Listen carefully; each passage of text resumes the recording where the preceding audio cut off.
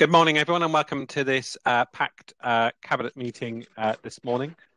Welcome to everyone who's joining us online as well, and also welcome to members of the public that are here to ask supplementary questions that we have before us this morning.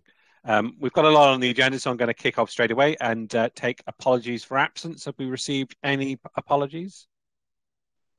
I haven't received any. I don't know if any of your colleagues have any names, but no, doesn't look like we've got any apologies this morning, which is good. Moving on to agenda item number 2, which is the minutes of the previous meeting. We're happy to note them as a true record. Yep, thumbs up on from that one. Declarations of interest. Has anyone got any interest they want to declare on items that are before us this morning? No. Okay, we're going to questions at Cabinet meeting. There are 30 minutes set aside for this item. There are 2 blocks of questions, public questions and member questions. I'm going to take the public questions first. There are 6 of those in total. The first of which is in the name of Molly Scott Cato. I can see that Molly is with us this morning. The second block of which are in the name of Ginny Kirkham. I can't see Ginny on the call, so doesn't look like she is here with us this morning. So Molly, over to you. The answer and the question have been tabled and are taken as read, so please ask any supplementary you may have. Thank you very much, Mark, and thanks to you all. So I've got quite a lot of experience of the nuclear industry, and I've watched the way that there have been claims made that fusion was going to be the answer to our energy problems for quite a number of decades now, in fact. And I notice in your answer that you say there will only be a prototype of a fusion plant by 2040, so not even commercially viable by then, which of course is way too late to address our net zero carbon targets.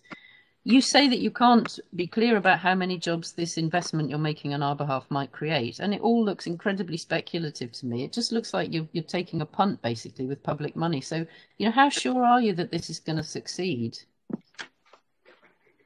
Molly, thank you very much for your supplementary question. And in responding, I would like to point out that the expression moonshot project was used by Professor Tom Scott in his PowerPoint presentation to express our ambition, a groundbreaking project, and cannot necessarily be attributed to Nuclear Southwest. During the time proposed before the prototype fusion project becomes operational in 2040, renewable energy will provide much of the country's electricity needs. But fusion promises in the longer term a carbon-free contribution to a greener future, which surely must be welcomed. The JET project has already shown the ability to demonstrate ambition, innovation in a whole range of sectors, including propulsion systems, robotics, and digitized design. So I think probably for the first time now, we've got a firm base on which to pursue this project. And this is why, as a cabinet, we will be making a decision on this very shortly. Thank you to Nigel, and thank you, Molly, for your question and coming along this morning. There are no other public questions, so I'm going to move on to member questions, to which there are 5. And looking at my screen, I can see none of the councillors have turned up to ask any supplementaries. They must have been extraordinarily satisfied with the written answers that they received. So well done to Cabinet members on that one. Excellent. Okay, so moving on, and that saved us a bit of time this morning. We're going to go into the decisions we have with us this morning. The first of which is the proposed nomination for open call for a community to host a world first fusion power plant and associated opportunities. This is down for the Cabinet Member for Economy, Education and Skills and the Cabinet Member for Environment and Planning. I'm not sure which one of you is taking it first. Nigel, is that you or is that... No, I've said before, I'm Patrick's wingman on this, so happy for Patrick to lead, and I'll add a few thoughts of my own.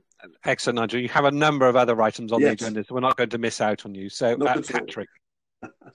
Yes, thank you very much, Leader. Yeah, this is an incredibly exciting project. Molly was right. There are risks in this. We are only one of 8 bidding into this process. But the potential benefits, first of all, for fusion, whoever gets it will be huge going forward. But if we got it in this area, it really would be a groundbreaker. So basically, the purpose of the report, and I'll be brief because we do have a lot on the agenda, is basically to seek endorsement of a bid nominating the form of nuclear energy production and new building sites at Berkeley and Oldbury to host a world-first fusion power plant. And this will be associated with an innovation centre and business park as part of the UK Atomic Energy STEP programme. The STEP programme is the Spherical Tokamak Energy Plant, which, as Nigel said in the answers, will deliver carbon-free nuclear energy going forward. It's a hugely exciting prospect. Molly was right again. It is a prototype that is planned, but the prototype will generate electricity, so it will add to our carbon zero ambitions. And being a prototype, obviously, it is working out the fine details before it does go into production. People will always say that, fusion energy has always been 20 years away, and this still appears to be the fact with this project. However, we are, like no other time in the history of fusion nuclear power, closer to getting it to work. This project is about making that 20 years in 20 years and delivering a fusion power plant.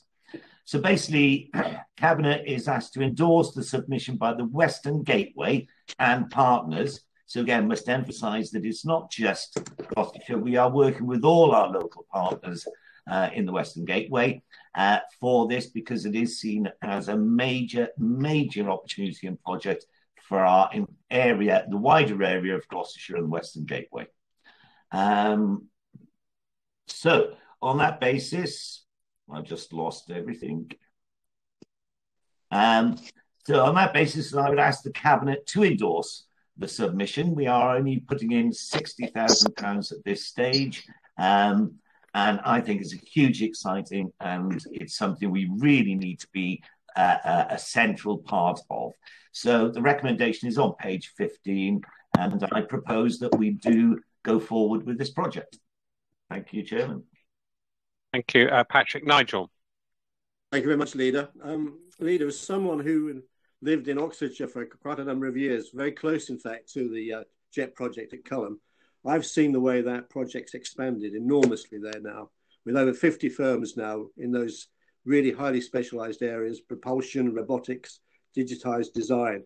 So I'm confident that there is a threshold now, a springboard, which hasn't existed before. And it's because of that essentially this is a spin-off from the work that's been done at JET. And it gives it a very, very good pedigree. Thank you, Nigel, for that as well. I mean, I just want to really echo the comments of Cabinet colleagues on this. I think this is a hugely exciting opportunity.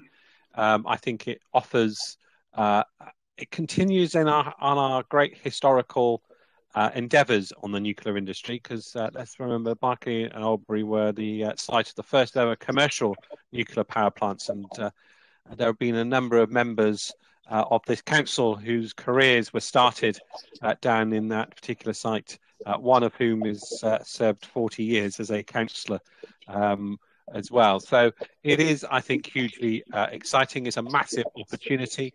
I think I want to put on record my thanks to everyone, both at GCC but also in the wider Nuclear Southwest Partnership, who've done a huge amount of work over the last couple of months to pull this bid together. And I think it's incumbent on all of us to get behind this now. This is game-changing and transformational. It's a technology that offers a green future, and it's something that offers Gloucestershire the opportunity to be at the very heart of that green revolution. And I think it's something we should wholeheartedly back on this one. unless anyone's got any other comments or questions for Patrick or Nigel on this, the recommendation is set out on page 15. It's all in one block. I'll take it that way. All those in favour, please show. That is duly carried. Moving now on to agenda item number 6, the M5 Junction 10 Infrastructure Recovery Strategy Progress Report. And I'll hand over to Nigel to present that to us this morning. Thank you very much, Leader, and good morning, everyone in Cabinet. The Homes England HIF award for the Council, as you know, was around 250 million. And it was awarded on a funding agreement basis. The fund award is a recoverable grant where the Council is required to use all reasonable but commercially prudent endeavours to secure recovery of the funding award from developer and third parties. This is to ensure that public funds do not subsidise these developer and third party profit. The IS will provide the mechanism to recover funds from third parties, primarily through the Section 106 of the Town and Country Planning Act, which I think you're all familiar with. The IRS will initially recover against developments in proximity to the Junction 10 of the M5, and those will benefit from these improvements. Over time, the IRS will provide the basis for recovery against other future development sites in the county that benefit from publicly funded infrastructure. These recovered funds will be retained by GCC for an agreed period and recycled to deliver infrastructure elsewhere in the county to unlock or accelerate additional future growth. The IRS will be implemented by external specialists alongside GCC officers. These specialists will be procured using an appropriate method. Now, the document has been reviewed and revised in line with consultation feedback. Adopting an IRS will afford greater weight when we're in negotiation to recover fees. Without it, the risk of unsuccessful negotiations and GCC suffering a significant loss of potential recoverable funds increases. This in turn may impact upon future growth delivery in the county. This is a very important document to the county, and essentially what we're doing today is I'm seeking your approval to delegate authority to the Executive Director of Environment, Economy and Infrastructure to firstly proceed with the development of the strategy by procuring a consultation response report following public consultation and finalising the recovery strategy for recommendation to Cabinet. That will be later on this year. Secondly, to conduct a competitive procurement process in respect of a 2-year contract for the provision of advisors to support the delivery of the IRS and award such contract to the preferred tenderer. So there's a two-stage process. This initial recommendation today, and hopefully your support, and then subsequently during the course of the year, bringing that back to Cabinet for a final decision. That concludes my introduction, Leader. Thank you for that, Nigel. Anyone got any questions or comments on that one? No. Can I just echo some of the comments that Nigel made? But I think in particular, I just want to really reflect on thanking Nigel and his team for his continued efforts on this particular project. It is a vital piece of infrastructure delivery that is going to make a huge difference for Gloucestershire moving forward. It is not being without its complications, and I think sticking to the task and driving forward this agenda has really reaped benefits. We, I think, are in a good position, and this document clearly sets out a strategy by which we can ensure that we can recover those costs in a sensible manner. So, Nigel, unless you've got anything you want to add to this paper, the recommendations are set out on page 23. I'm happy to take those on block. There's 2 of them in total. Thank you, Leader. Nothing further to add, but thank you. Excellent. Okay. All those in favour, please show. That is duly carried. Thank you very much for that. We're now moving on to just up the road, really. to the next junction, the M5 Junction 9 and A46 progress report, which is 45 to 54. And again, invite Nigel to present that to Cabinet. Thank you, Leader. In a sense, this is a very good example of what we will be looking for in the future in terms of the IRS, which is a further major project, as you say, on Junction 9 of the M5. Basically, everyone, what we want to do is progress the outline business case on the M5 Junction 9 and its junction with the A46 at Ashchurch, with a view to seeking funding from the Department of Transport's large local majors fund, and possibly the Levelling Out Fund, which the government has announced, depending on the specific conditions required. The work on the ABC can be delivered through our existing contracts, and the commissioned value is likely to be around 5 million. The M5 Junction 9 and the A46 Ashchurch Transport Scheme is a proposal to upgrade the M5 Junction 9 near Tewkesbury and reroute the section of the A46 which currently passes through Ashchurch, which we're all familiar with, and the delays and congestion along there, east of the M5 between M5 Junction 9 and Teddington Hands Roundabout. As I think we all know, the A46 is one of the country's most important trade routes, the Trans-Midlands Trade Corridor. And I'm looking at these statistics. I mean, they really are quite incredible. Operating at a national, regional, local level, it runs for 155 miles from here in Gloucestershire across to Lincolnshire. It's home to 5.5 million people and 2.9 million jobs, and apparently with an economic output of 115 billion, almost 10% of the entire English economy. This really demonstrates the incredible importance of this corridor, not only to Gloucestershire, but also right through the Midlands and to the East Coast. So the aim of the scheme is to improve north-south connectivity for long-distance traffic and HGVs travelling between Gloucestershire, Wales and South West to the West Midlands, East Midlands, Lincolnshire and up to Yorkshire and beyond. The A46 could, if it were better developed, provide direct access from the county to the A1, the M1 and the M6. It's critical to our future growth throughout the corridor and in our region. So I think I've given you enough information about the real importance of this project. And so essentially what I'm seeking your approval is to delegate authority to the Executive Director for Economy, Environment and Infrastructure to use professional services contract to instruct our term consultants to continue with work towards delivering the M5 Junction 9 and A46 Ashchurch Transport Scheme. And secondly, to obtain approval to spend a further £5 million at risk on the outline business case for this junction, in addition to the £3 million already approved by Cabinet last year on the 17th of June. It's worth pointing out that the outline business case could unlock a potential funding package of up to 300 million for the county. Again, all part of our over 1 billion infrastructure schemes that we are now unlocking for this county. Thank you, Leader. Thank you for that, Nigel. Members will note that part of the report in front of you this morning is exempt. Anyone wishing to talk about the exempt papers, please do flag that up. We'll have to go into exempt session. I would prefer we don't go into exempt session because that requires turning off YouTube and God knows what will happen then. But if anyone has any questions or comments on this one, now would be the time. Vernon. Thank you, Leader, and morning, Cabinet.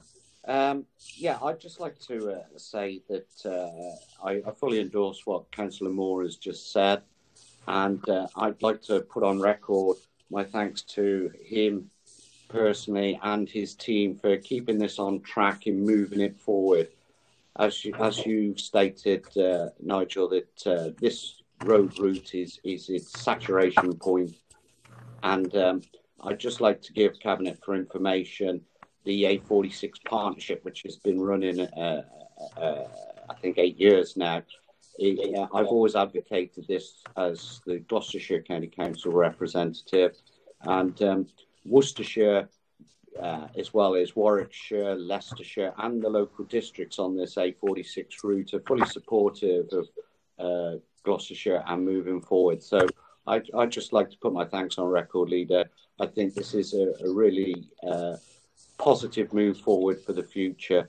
And also as a local member, I know the public in general are really asking, and business, for a solution to be found. My final point would be, just for Cabinet's information, this is additional to the 150 million investment in Gloucestershire highways, and it's welcome news, and I fully support the proposals this morning that Councillor Moore has brought forward. Thank you. Brilliant. Thank you for that, Patrick. Yeah, thank you, Chairman. Just again, want to endorse Councillor Moore's words. And actually, I was going to point out the A46 partnership as well, because I think in the last year I've been attending those meetings. The A46 is a major east-west, west-east route, and could become a better route going forward and take some of that traffic from the M5, M6 round Birmingham ways. The problem is the pinch point at the M5 and that little bit around Ashchurch, which really does make it, it's a pinch point that needs to be sorted out if we're going to unlock the A46 and help the wider network. I think the other key component is about improving journey times on the M5 and the safety on the M5. This is again a pinch point in that respect, and about unlocking the economic potential of the area as well. This scheme will be vital. So I fully endorse the comments of both Nigel and Vernon. Thank you very much. Excellent. Thank you for that. And can I just echo those comments? This is the third item on the agenda this morning that shows we really are going places when it comes to inward investment into our county. A huge amount of opportunity for Gloucestershire, a reflection of our growth agenda, but also I think a reflection of our ability to draw down funding from central government. And if you top all this up, as Nigel referred to, along with the A417, this is the single largest ever investment on infrastructure in our county, I think, ever in our history. And I think it's a really exciting time. And I just thank all the officers and members for being able to juggle so many different projects all at the same time and hopefully bring them all to fruition. So, Nigel, I don't know whether you want to say anything before we go to the recommendations. Just basically to thank members for their support, and obviously very much endorse the comments that have been made. Brilliant, thank you. The recommendations are set out on page 45. There are 5 in total. All those in favour, please show. That is duly carried. Thank you very much for that. Now, we've been joined by Dr. John Cordwell. Now, John, I don't know whether you're dialing in and you've missed asking your supplementary question. Is that what's happened? Hang on. Oh. John, are you with us? Trying to. So, John, not normally, you'd missed it, so I wouldn't normally allow you to ask a supplementary, but given it's your last meeting after 40 years, I'm going to show a little bit of leeway, which I think is only fair and proper. And given it's the next agenda item, if you wish to ask a supplementary to your question, I'm going to allow you. Just don't tell anyone else.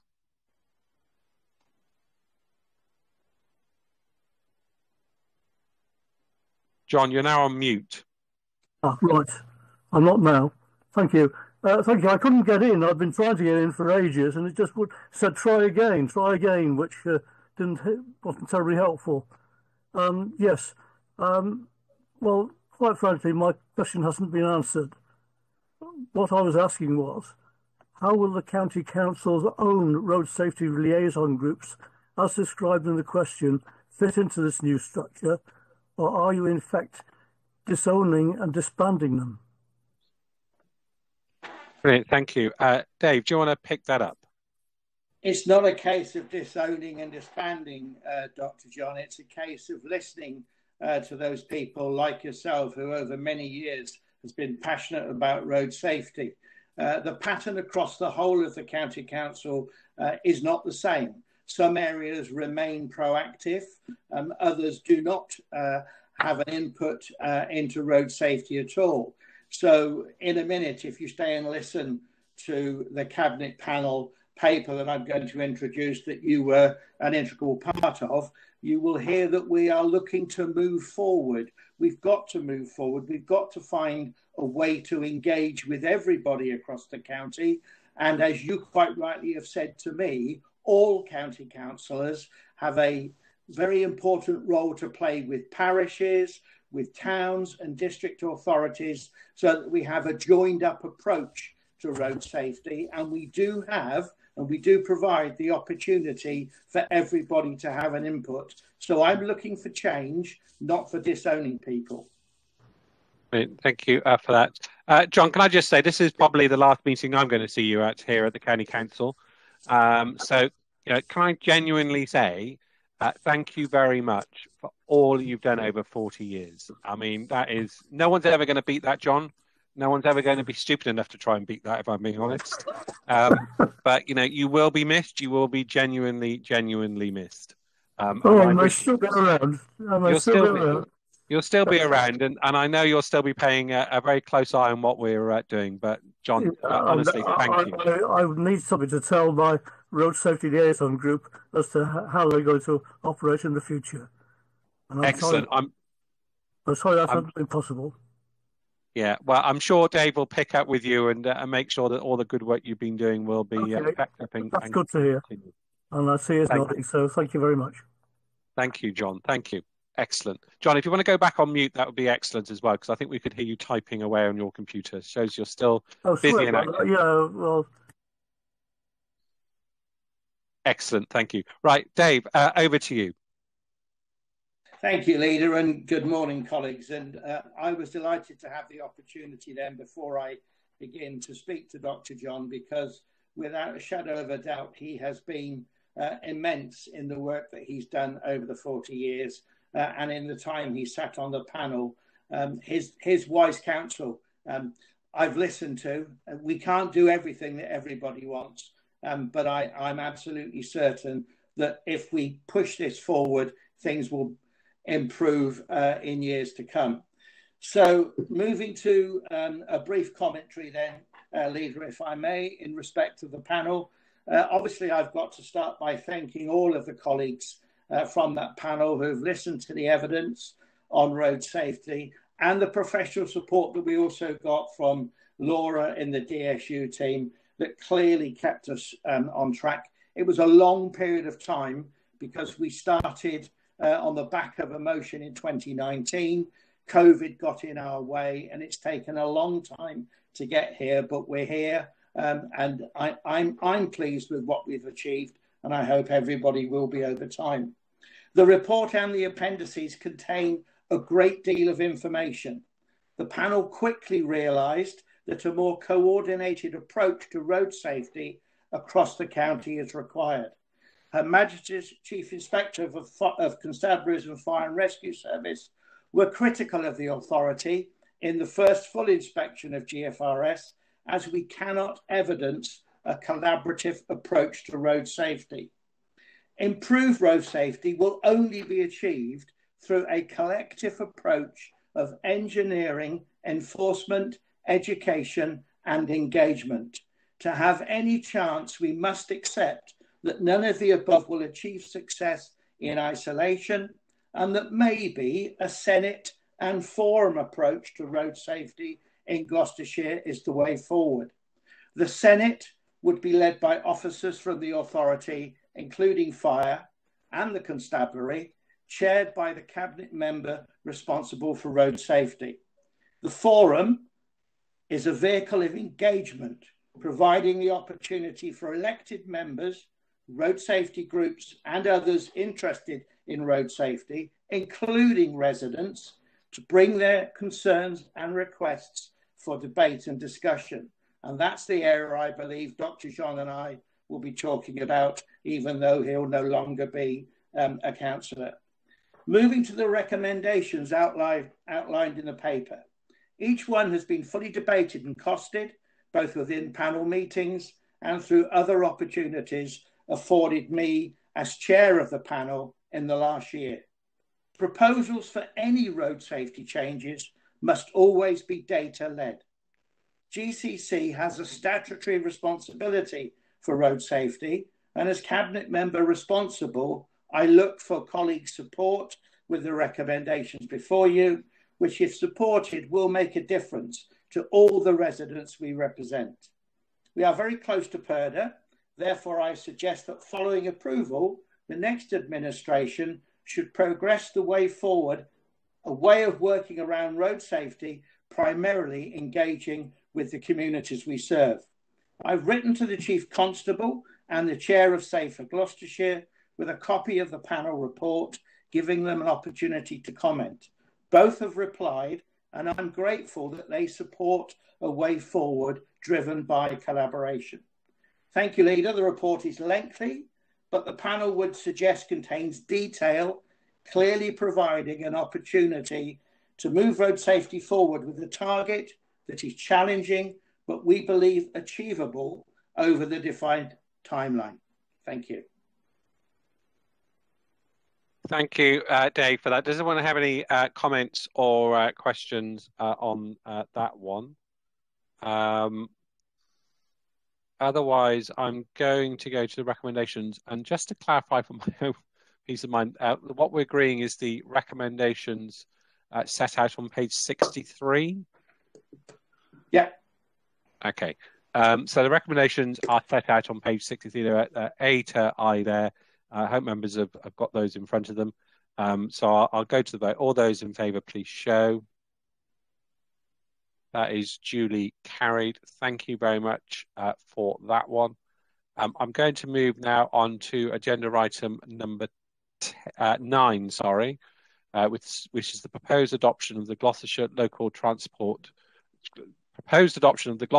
Development Guide 2021. Nigel. Leader, thank you very much.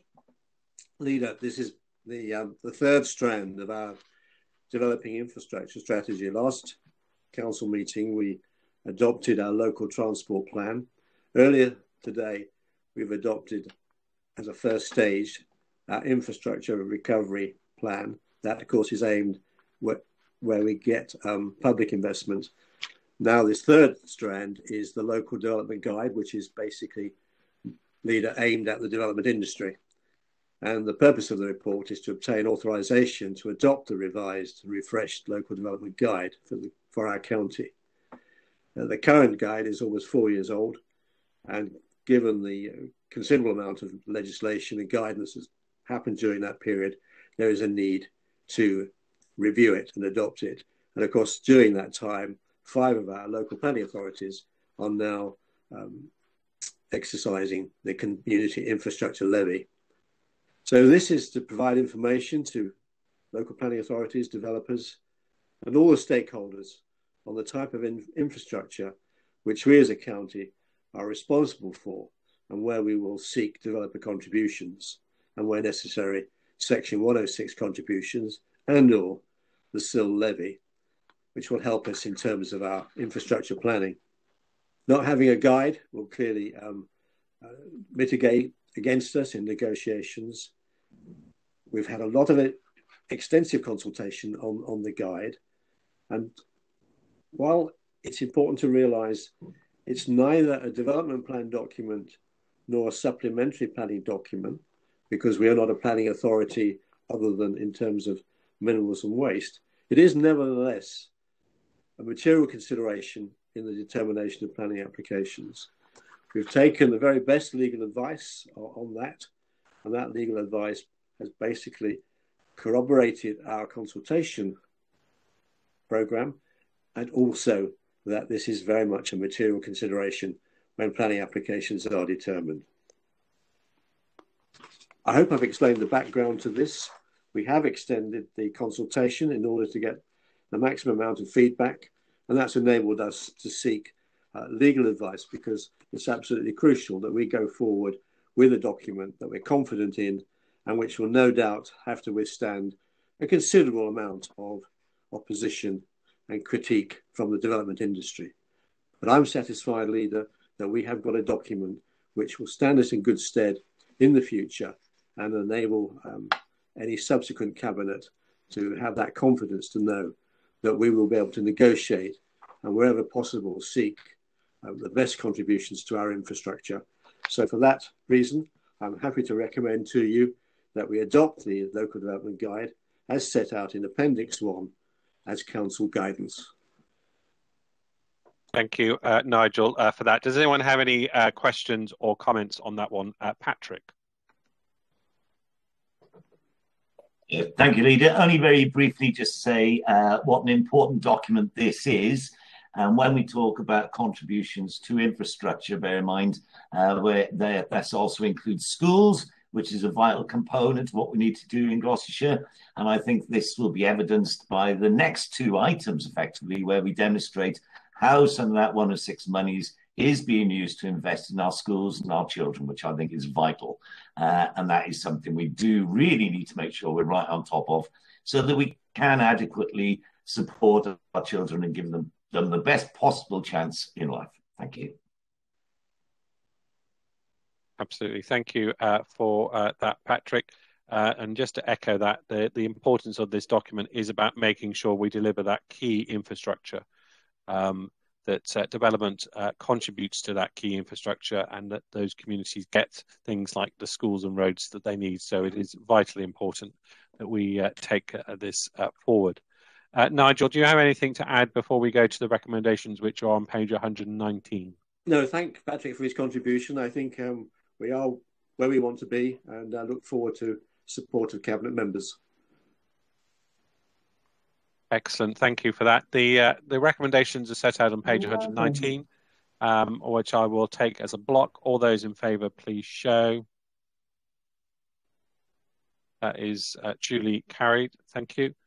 Moving on to agenda item number 10, which is the Gloucestershire Schools Places Strategy 2021 to 2026, an implementation plan. And I hand over to Patrick to present that to Cabinet. Oh, yes, thank you very much, Chairman. This is the Gloucestershire Schools Places Strategy, or SPS, for 2021 to 26, and also includes the implementation plan. Just a bit of background, Gloucestershire County Council, like all local authorities, has a statutory duty to ensure sufficient local school places are provided for all children and young people of school age in its area. It is a commissioning of places rather than being a direct provider of places, and we work in partnership with providers and stakeholders to make sure that we do meet current and future demand across the county. A key objective of the strategy, which was this is in addition to the 2019 to 2020 strategy, is to work with schools to make sure children have access to very good quality education that prepares them properly for adulthood, all of which will be supported by developing and delivering this school places strategy.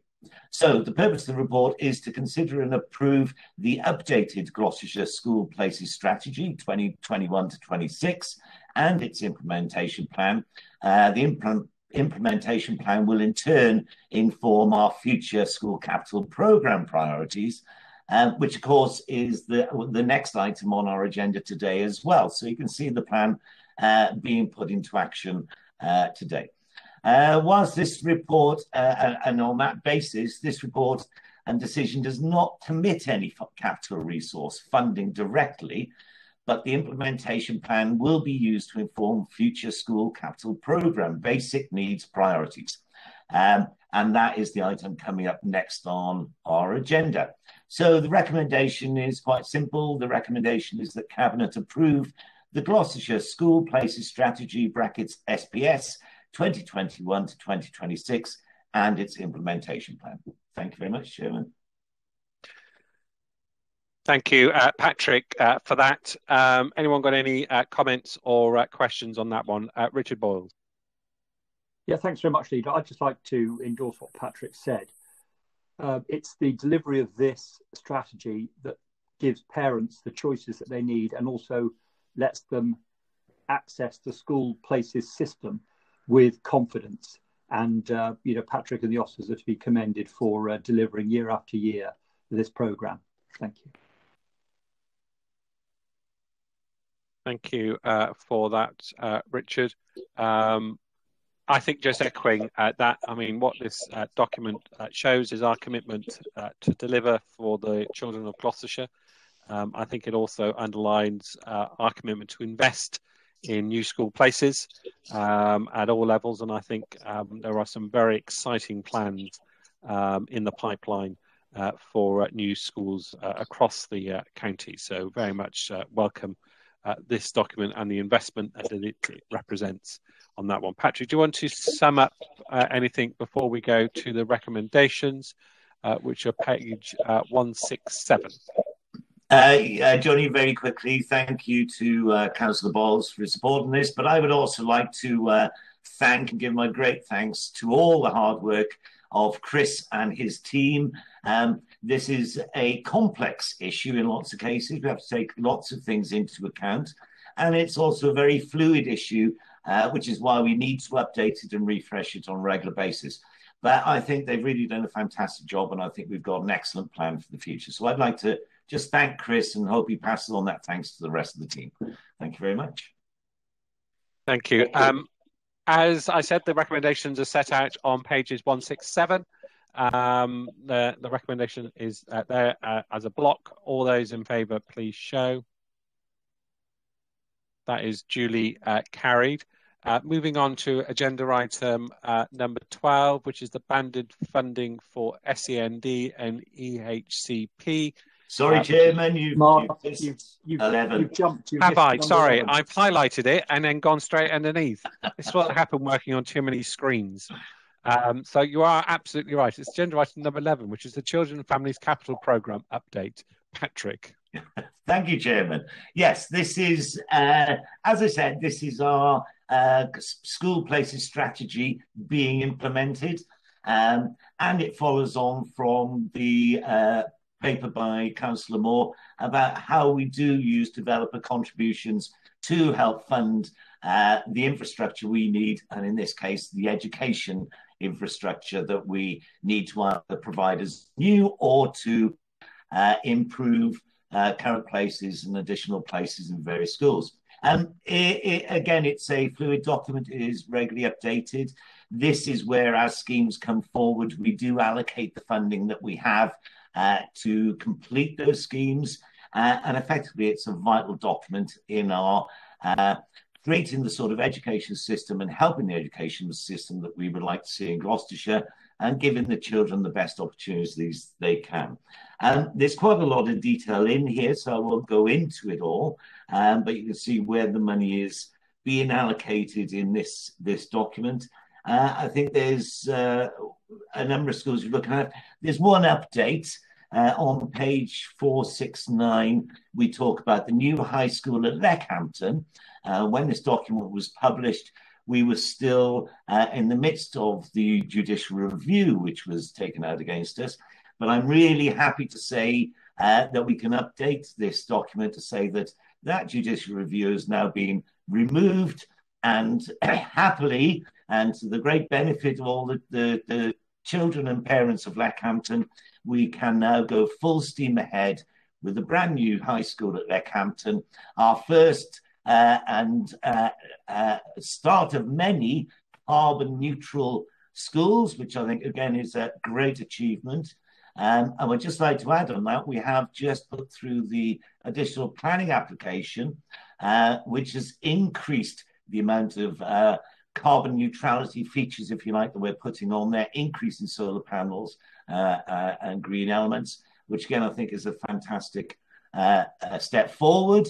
And again, a good marker in terms of our approach to how we are going to develop these schemes and make sure that while delivering great education for the kids, we'll be helping to deliver our carbon neutrality target to the county as well. So on that basis, the recommendations are on page 465. Happy to answer any questions, Chairman. Fantastic. Thank you very much. And excellent news on the Leckhampton school, which I know will be very welcome by parents across Cheltenham. So good news on that one. Anyone got any questions or comments on that? Dave Norman. Thank you, Leader. It's not a question, it's a comment from experience, fully supporting Patrick with this paper and the way forward and moving forward to improve and to deliver what's required. There is no doubt young people thrive in their learning in quality environments. If you provide good quality local schools, you will get young people coming out of those schools and hopefully moving into further or higher education because they've had a solid education based in quality facilities. They learn well in quality facilities. So completely support this. I personally would love to see every secondary school in the county refurbished to a new school standard. Over time, this administration will work through that, I know. Thank you, Leader. Thank you for that, Dave. I've got a bit of echo back on there. Patrick, do you want to just sum up? Yeah, thank you very much. One thing I'd also just like to point out, which is also excellent news, is that the planning application for our new SEMH school has also been improved. So again, another great step forward. But finally, I think what I would like to say, and what I've always felt, is education is one of the most important aspects of society. I think this last year has proved to us how important it is and the emphasis we need to lay on it. And I've always said, if we want to invest in our future, we need to invest in our children. And I think this is a document about how we here in Gloucestershire are trying our very best to do exactly that. Thank you, Chairman. Thank you very much, Patrick. The recommendations are set out on page 465. There's 9 key recommendations set out there. I'll take them on block. All those in favour, please show. It's duly carried.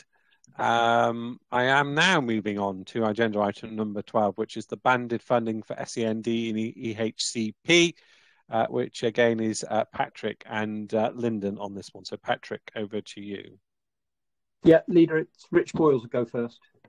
Oh, right. Okay. Yeah, thanks very much. Yeah. Apologies for that. Banded funding of SEND and EHCP. The purpose of the banded funding cabinet report is to outline proposed changes to the way in which we fund support for children with additional needs, including special educational needs and disabilities. The report explains how we propose to adjust funding models to support early intervention and reduce pressure on statutory processes. The banded funding model is proposed to be implemented across the education system in Gloucestershire from September 2021. The key features of the new model are all educational providers will operate using the same banded funding model linked to a clear set of banding criteria, and funding will not be linked to the statutory process, but to the needs of the child identified by a clear set of descriptors. If a child or young person's needs can be met by funding a My Plan Plus, we will also be able to do that now. The banding system provides consistency across all schools and settings, with the exception of independent special schools and colleges. This means that no matter where a child learns, they will get the support that they need. It provides opportunities for settings to offer more flexible, creative, meaningful, and relevant support options in a timely manner. Support can be tailored to an individual child's needs or to a group of children with similar needs. The model offers a transparent methodology to families, schools, and practitioners. And the recommendations in the report are that Cabinet approves the proposals for the implementation of the banded funding, and the implementation of banding funding is applied to all new cases, and the implementation of banding funding is applied to existing EHCP cases where they are evaluated at the annual review and migrate to the new model. Thank you. Thank you, Richard, for that. Patrick, do you have anything to add? Yeah, just very quickly, I think this is, again, a very excellent paper, and again demonstrates the way that we are looking at how we can best use the resource we have to the best effect, and to help the children and give them the best help possible at the earlier stages. The statutory process were limited. And what we're looking at doing here is allowing us to step in much earlier when children need the help. And the earlier we help them, the better their outcomes will be, and help them down the road, which will also, help the system, help the funding. So I think this is a brilliant example of how we're looking at how we can best, as I said, best use our resources to the best effect for the children and the families. So I fully support it. Fabulous. Thank you for that, Patrick, and for Richard for presenting the report this morning. The recommendations on this one are set out on pages 4, 7, 5. So unless there are any questions on this one, I'm going to move to those recommendations. No questions? Right. Okay. All those in favour, please show.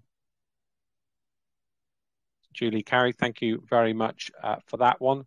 I'm now moving on to agenda item number 13, which is the financial monitoring report. And this time I'm handing over to Lyndon, the Finance and Change Cabinet member. Lyndon.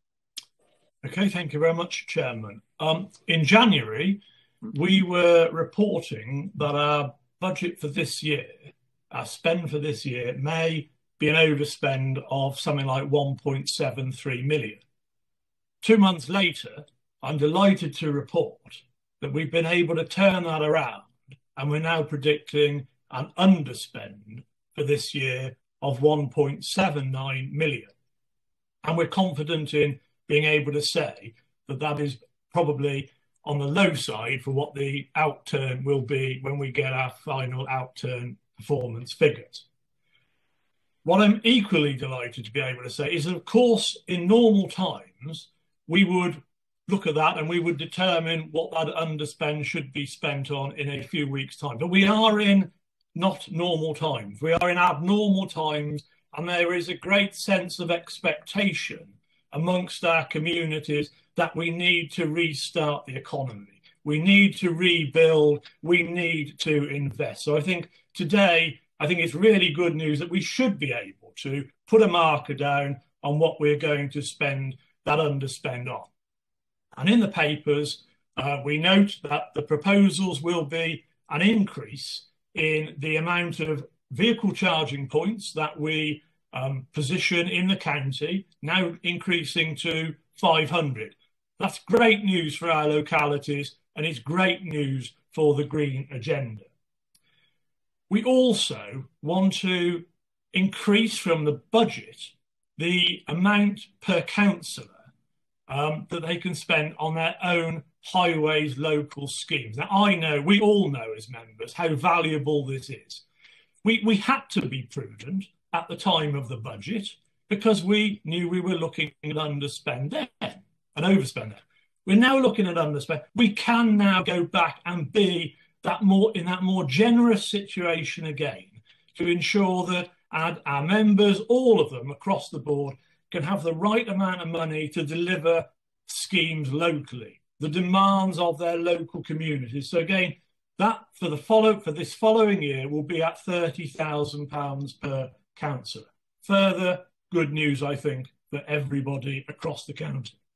And finally, the restart of the economy, restarting our communities, getting people back to work, getting people back into their communities, getting the social side of life that is so important, also needs some funding. And that's why our proposals also include a £1 million allocation to the creation of a Gloucestershire Restart Fund.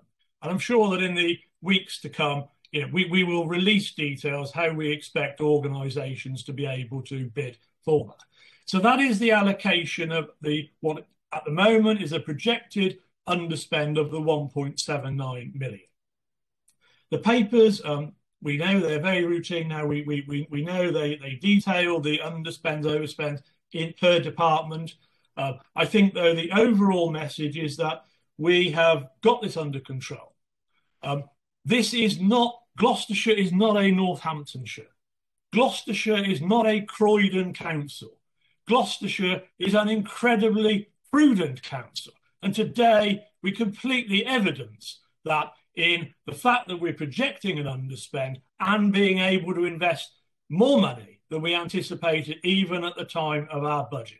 It's good news, Chairman, and I very much hope that the Cabinet colleagues will support the recommendations in front of us today. Thank you. Thank you, Lyndon, for that one, and for outlining that prudence pays, and it's certainly paying a dividend today. Can I just echo the words that you put on there? I think for me, the really exciting thing is due to the very hard work of you and your finance team and Steve Morse and all the rest of them, we are able to pump this extra funding into our local economy.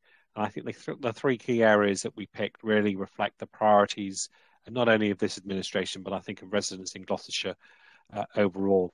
And I just want to say on Highways Local, you know, we're at £30,000 per councillor for next year without touching a single penny of flood or drainage funding. So that's clear blue water between us and those who would seek to slash our flooding funding when it's needed the most. And I think on the Restart Fund, I'm sure that'll be a welcome boost on top of the funding that MHCLG announced yesterday. You know, real opportunity for our towns and our cities and our settlements to bid into that process to really get some money out there to help them restart when we are able to return to normal. So fantastic news all round, and thanks to the team that made this possible on that one. Anyone got any other questions or comments on that one? I've got Patrick and I've got Vernon.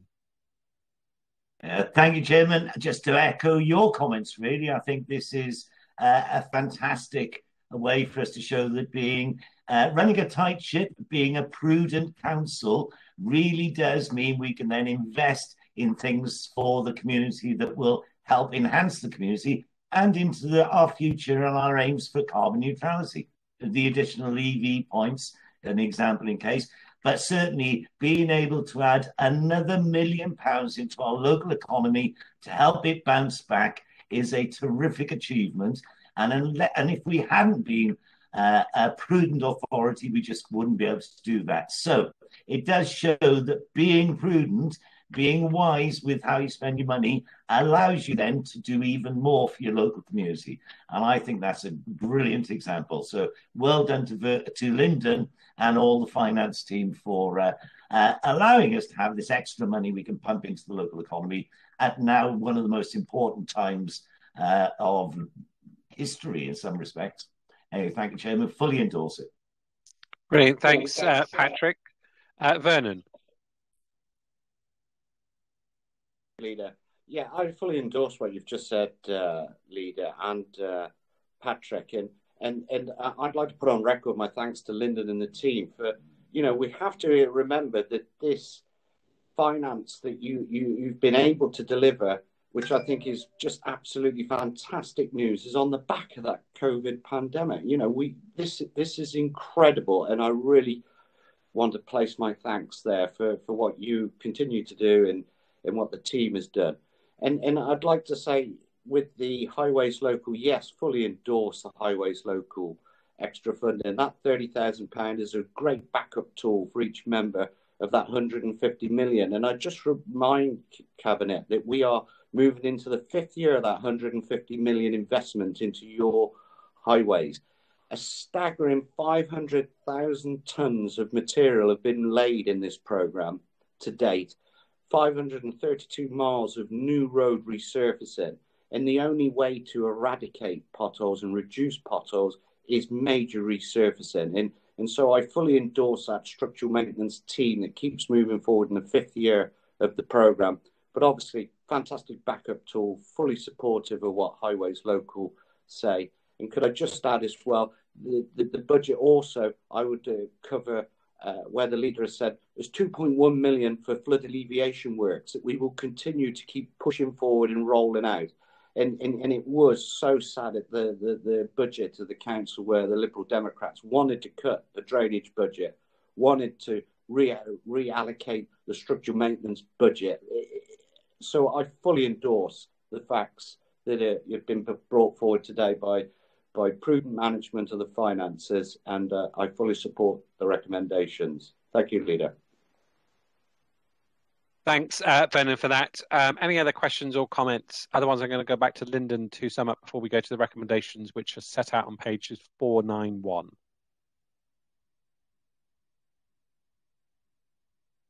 Lyndon, do you want anything to sum up on that? Just to thank everybody for their kind comments, and to say, look, the credit belongs to the whole team, the administration, the whole team at GCC, every officer that we employ. They're all involved in some extent managing a budget. That's where the praise needs to go. So I hope that Pete and Steve will pass that message on from us to everybody involved. It's a very good projected outturn. Thank you. Thanks, Lyndon, for that one. As I said, the recommendations are set out on pages 491. There are 3 recommendations in total. All those in favour, please show. That is duly carried. Thank you very much for that. I'm now going to move on to agenda item number 4, tender and award of materials recycling, reuse and recovery services under the dynamic purchasing system for household recycling centres, and invite Nigel to present that paper. Thank you very much, Leader. Councillor Stowe is referred to us as a prudent council, and I think this paper will be a further demonstration of that. I'll give you some background. 2016, Cabinet gave approval to appoint a Teckle company, Ubico Limited, to operate the household recycling centre service. And in support of this, it became necessary to bring in-house the functions of recycling, reuse and recovery of materials. This is called materials offtake, collected at the HRCs. Subsequently, in January 2017, a dynamic purchasing system was established under which the County Council has since let up to 28 separate contracts for the offtake of these various materials.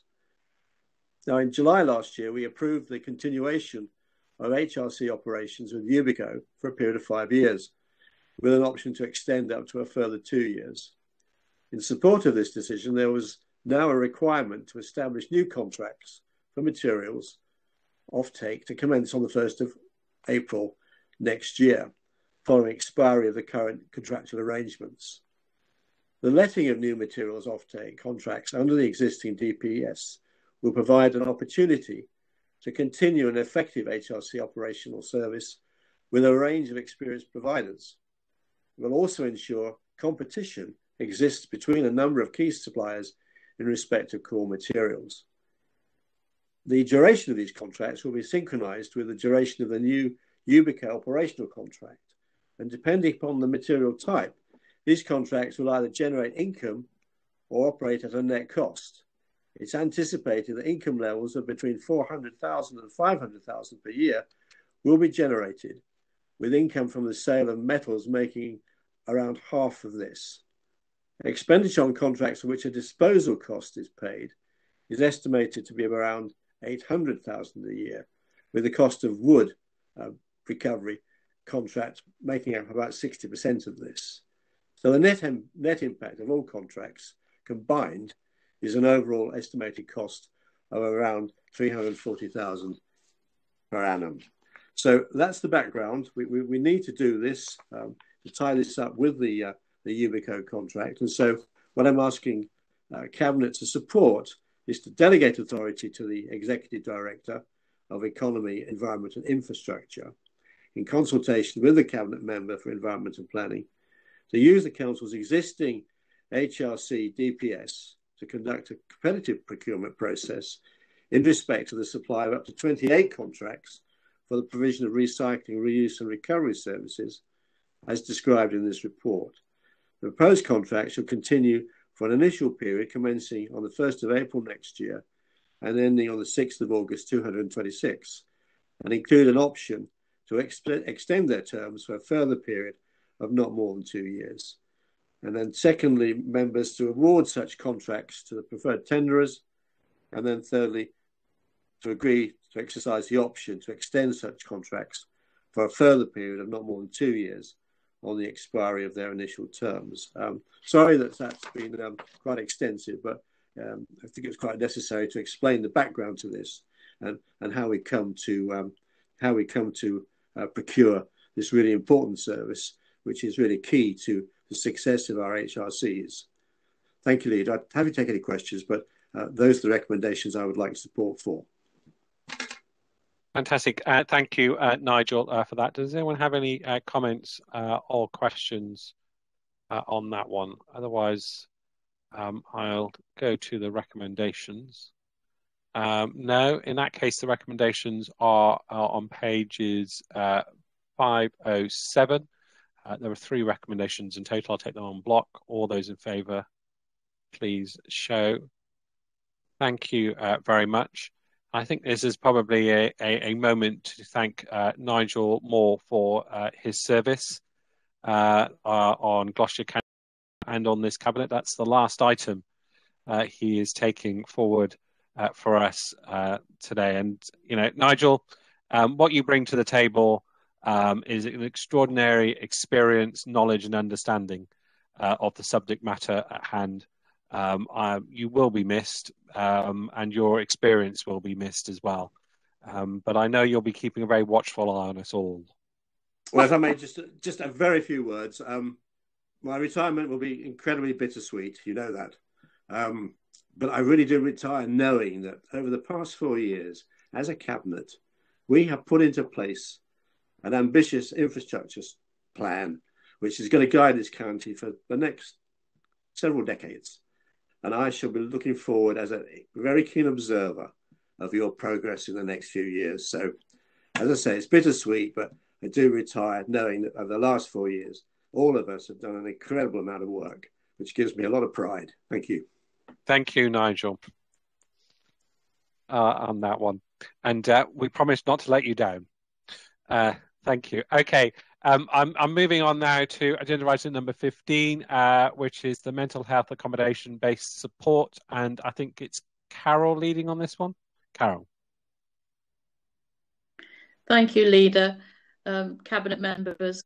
The report paper before you today is the mental health accommodation-based support. I'm having whirly things. I hope you can hear me.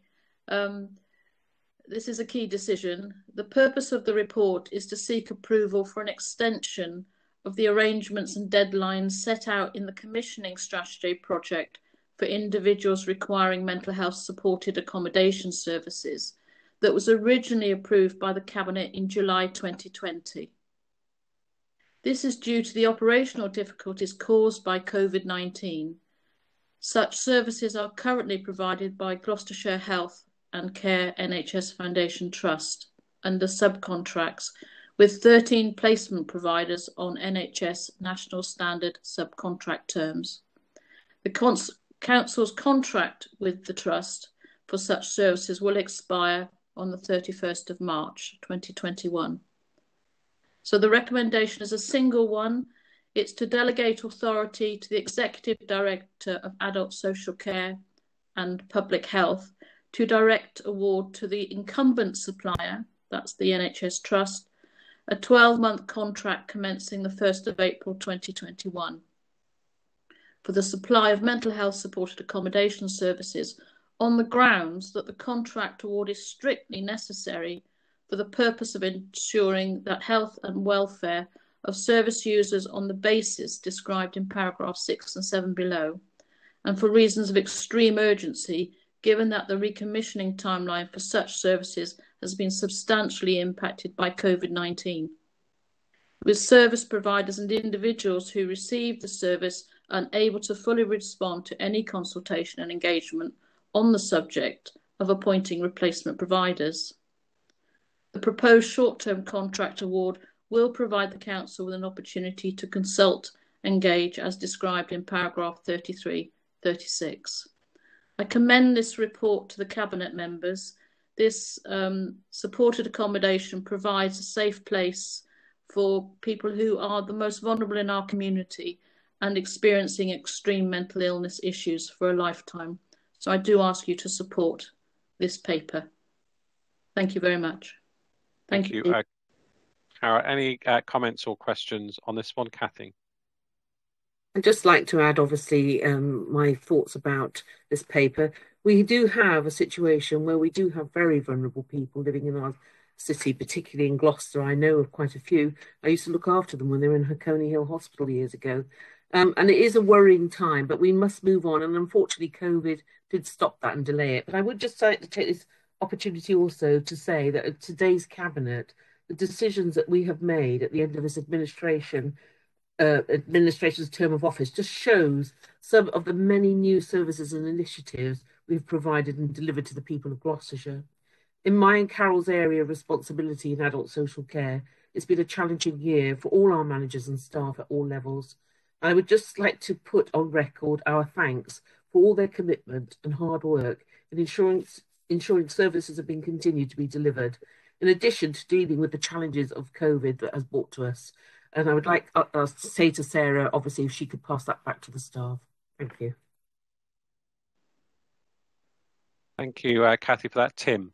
Yeah, can I endorse that as well? I think we all know the difficulties people have had with mental health, both before and in a way now amplified throughout the pandemic. So I do support this. It's going to be a long haul, I think, to get this right, to get people back to where they should be. But this is a strong foundation, and I'm delighted to support it, and would add my thanks to everybody involved as well. Thank you, Tim, for that. Any other comments or questions on that one? No. Carol, do you have anything to sum up on before I go to the recommendations on pages 517? No, I think the brief report is explanatory, and the fuller report from July 2020 fills in any gaps. Thank you, Leader. Excellent, thank you. In that case, the recommendation is set out on page 517. I'll take it as the block. All those in favour, please show. That is duly carried. Moving on to agenda item number 16 now, which is the schedule of proposed disposals and acquisitions and amendments to disposals policy.